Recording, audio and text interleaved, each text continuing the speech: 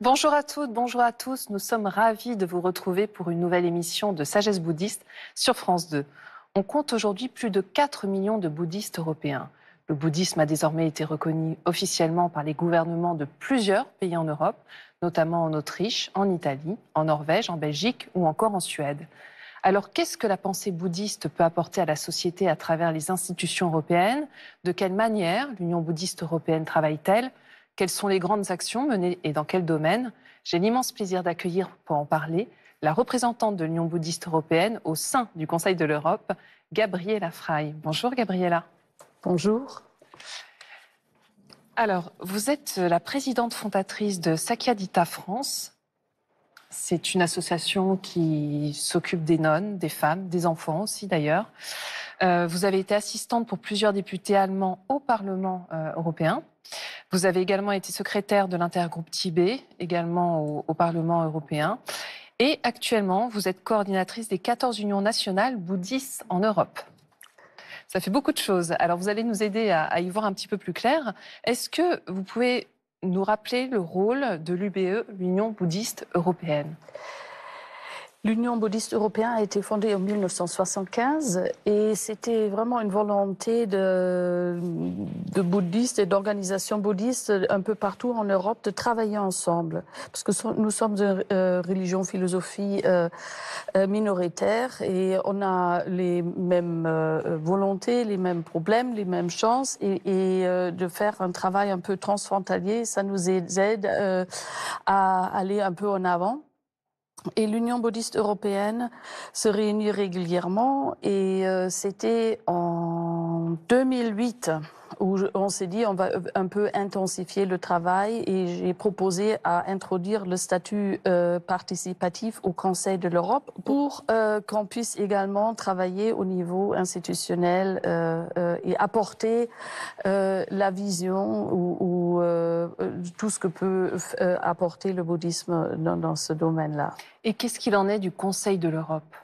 Alors le Conseil de l'Europe, c'est une institution qui n'a rien à voir avec le Parlement européen, justement. Je dirais c'est important toujours... de le spécifier. Oui. C'est la mère, moi je dis toujours, c'est l'institution mère de l'Europe. Elle a été créée juste après la guerre parce qu'on s'est dit plus jamais de guerre.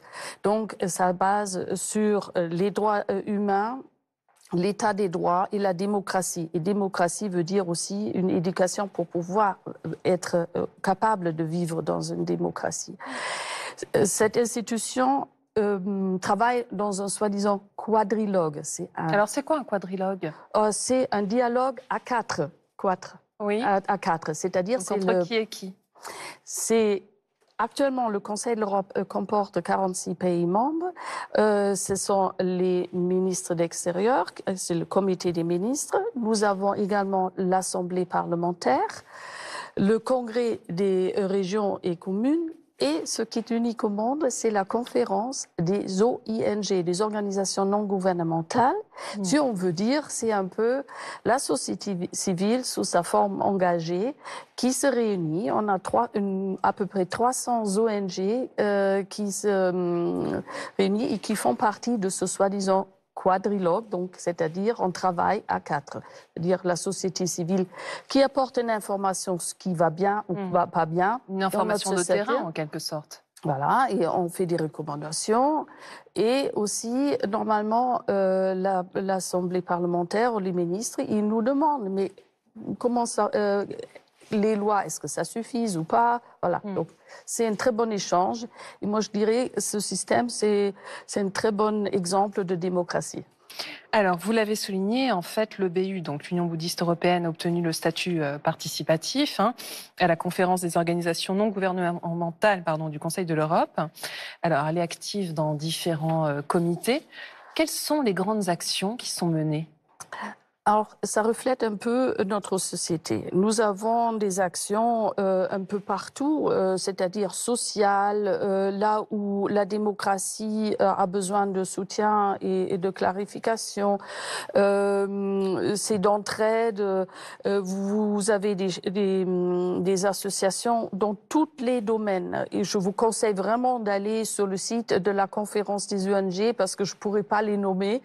Et nous avons également, dans ce contexte, ce qu'on appelle en anglais les faith-based organizations, c'est-à-dire des organisations basées sur une croyance, une foi. Par exemple, l'Union bouddhiste européenne, mais on a aussi les protestants, les catholiques, les musulmans, les juifs, Quakers et tout ça. Et dans cet ensemble, par exemple, je me suis permis d'introduire ou avoir l'idée d'introduire un comité pour le dialogue, non seulement interreligieux, mais interconvictionnel.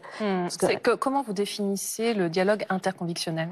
Alors ça vient du mot conviction, c'est-à-dire on a à l'intérieur de nous, les personnes, ils ont des valeurs, ils ont une spiritualité, mais ils ont un peu de mal à l'enfermer, entre guillemets, dans une religion. Où ils ont ou de mettre une étiquette dessus. Voilà, c'est ça. Donc, et notamment les jeunes, ils disent oh, religion, c'est pas pour moi. Donc, on a remarqué depuis qu'on a élargi le cadre d'un dialogue qui très souvent que intra-abrahamique, il faut l'élargir pour qu'on ne perde pas des jeunes, parce qu'il y a vraiment maintenant une importance de transmettre, mais c'est quoi les valeurs, la spiritualité, le sens de la vie.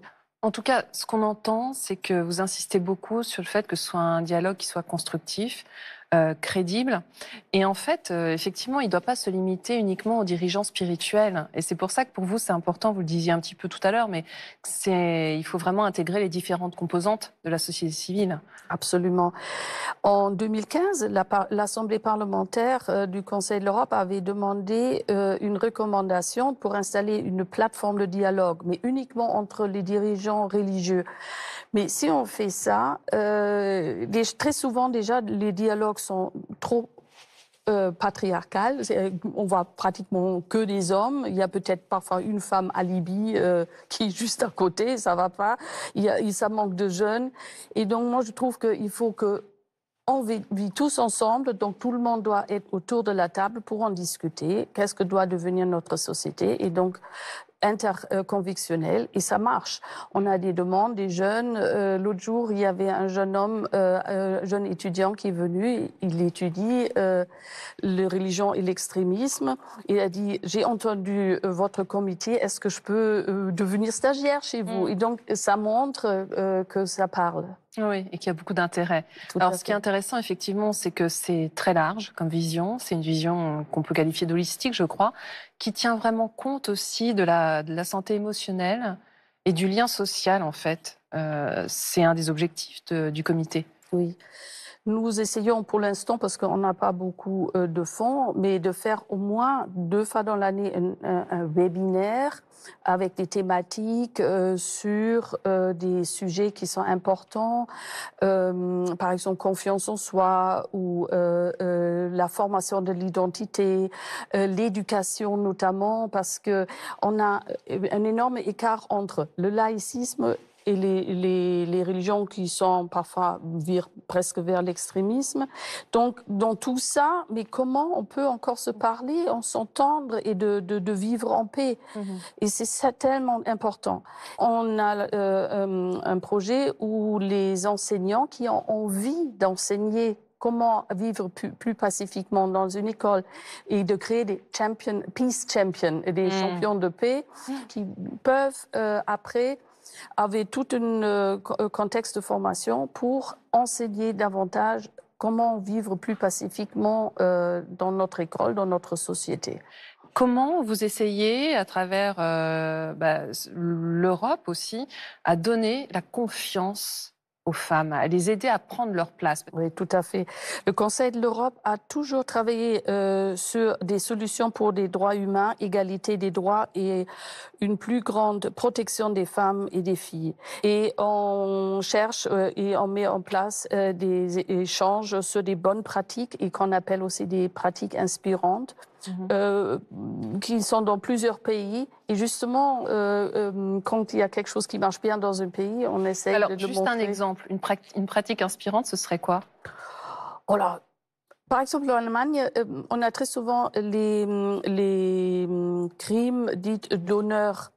Et il y a des personnes qui enseignent, il y a des jeunes garçons qui disent « mais tu n'es pas un héros si tu fais de la violence à ta sœur, mais tu es un héros justement si tu cesses de faire ça.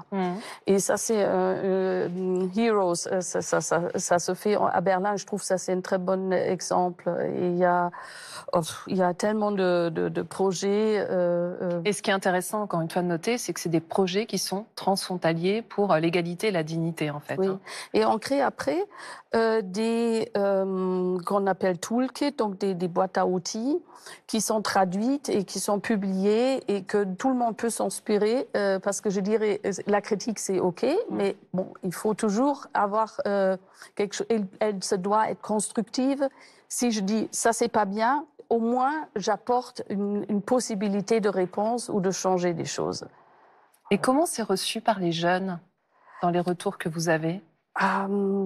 Alors, on a aussi un département pour la jeunesse. Il y a un Youth Department au Conseil de l'Europe. Je vous assure, le Conseil de l'Europe est passionnant. Allez-y sur le site. C'est une énorme planète. On y trouve beaucoup de choses. Il faudrait des heures pour tout expliquer. Et ce que je trouve fantastique, c'est que déjà, quand les jeunes viennent, ils regardent et ils sont engagés, ils veulent faire quelque chose sur le thème de l'environnement, sur l'inégalité dans les sociétés. Mais c'est vraiment quelque chose qui marche et il faut le découvrir. Et je peux juste encourager à chacune et chacun, faites confiance en l'Europe. L'Europe, c'est le maintien de la démocratie et c'est ça ce qui nous protège. Et une toute petite chose, il y a le Forum mondial de la démocratie, c'est toujours au début du mois de novembre. Cette année, c'est du 6 au 8 novembre. Et ça se passe où?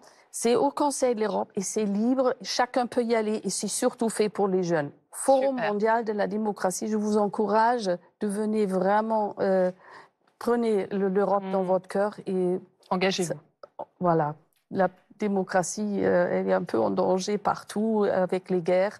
J'ai une pensée particulière pour les Ukrainiens parce que l'Ukraine fait aussi partie du Conseil de l'Europe et malheureusement, la Russie a été expulsée du Conseil de l'Europe à cause de son agression. Moi, je trouve que c'est très triste. C'était pour moi vraiment une journée très triste quand on perd quelqu'un de la famille parce qu'il devient fou. Alors, c'est ça ce qui est triste.